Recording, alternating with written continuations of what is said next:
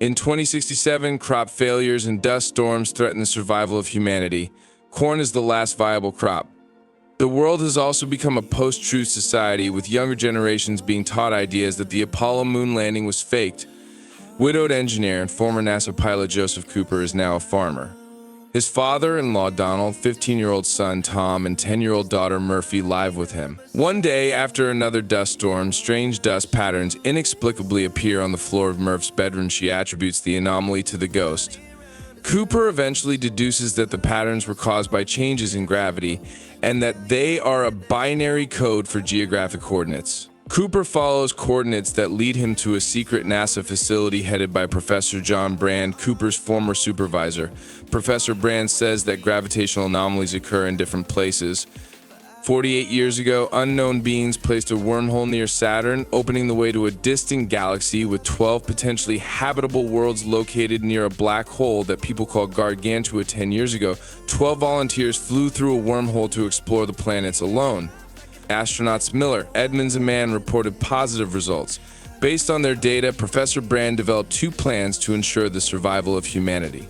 Plan A involves developing a theory of gravitational propulsion to propel colonies into space, and Plan B involves launching the spaceship Endurance with 5,000 frozen human embryos to colonize a habitable planet. Cooper becomes the pilot on the Endurance. The team includes scientist Dr. Amelia Brand, daughter of Professor Brand, Dr. Romilly, Dr. Doyle, and the robots Tars and Case. Before leaving, Cooper leaves an upset Murph with his wristwatch to compare the time when he returns. The flight to the wormhole takes 2 years. Having passed through it, the expedition finds itself in another galaxy, in the Gargantua black hole system. Romilly remains on the ship to study the black hole, while Cooper, Doyle, and Brand descend on the shuttle to explore the planet Miller, completely covered with ocean. The group finds the wreckage of Miller's ship, and a giant tidal wave kills Doyle and floods the landing module's engines. An hour later, another tidal wave approaches them, but the team manages to dry out the engines and take off. Due to the proximity of the black hole, time slows down significantly as a result. When Cooper and Brand return, 23 years have already passed for Romilly on the Endurance. There is only enough fuel to fly to one of the two remaining planets. Edmunds stopped transmitting long ago, while Mann continues to transmit data. After a short discussion, Cooper decides to go to the planet Manna. Meanwhile, the matured Murph, who became a theoretical physicist, a student of Professor Brand and now works on his team at NASA, conveys a message that the professor has died. She learned that Plan A, which required inaccessible data from the black hole, never worked. Plan B was always Professor Brand's only option. Murph accuses Brand and Cooper of knowing that those remaining on Earth were doomed. On the cold, snowy planet, the team finds Dr. Mann's base and brings him out of cryogenic sleep. Mann reports that closer to the surface, the atmosphere is suitable for breathing and life. Cooper declares that he intends to return to Earth, and Brand and Romilly will remain to explore the planet. Cooper and Mann are sent to install a beacon for the lander. Suddenly, Mann attacks Cooper. Cooper realizes with horror that there is no solid surface on Mann's planet. It is unsuitable for life. Mann states that, out of desperation, he sent false information in order to be rescued. Mann breaks the glass of Cooper's helmet and steals the shuttle. He decided to capture the Endurance and get to Edmunds' planet, completing the mission. Romilly dies trying to download data from Mann's booby-trapped robot. However, Tars disables the automatic docking mechanism, and Mann is killed when the airlock explodes. Damaged by the explosion, the Endurance begins to fall onto the planet Manna. Cooper manages to dock the lander to the Endurance and lift it into orbit. Due to a lack of fuel for the flight to Edmunds' planet, the team uses a gravity maneuver, flying around Gargantua and losing another 51 years due to time dilation. During the maneuver, Cooper and Tars undock to reduce weight and ensure that the Endurance makes it to Edmunds' planet. After crossing Gargantua's event horizon, they eject and find themselves inside a massive tesseract built by unknown beings in fifth-dimensional space.